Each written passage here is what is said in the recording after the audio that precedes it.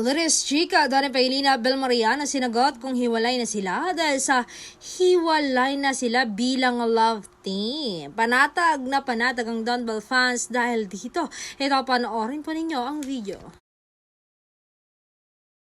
Consider our decision na without overwhelming response of the movie. Directed by Madam Gabby.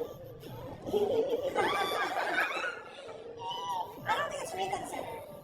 Because number one, never to another movie. I think for us, we're just in a specific stage in our lives where ito yung gusto namin gawin sa kanya. Kasi perfect yung project for Tito Mateo. Perfect yung gusto talaga yan sa buhay namin dalawa. So, we'll still stick by that decision. But at the same time, we're also looking forward to the day that we get to work again.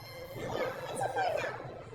Nagpapay kasi was baka nag-broken already hindi naman mas kayang tutuloy ang movie.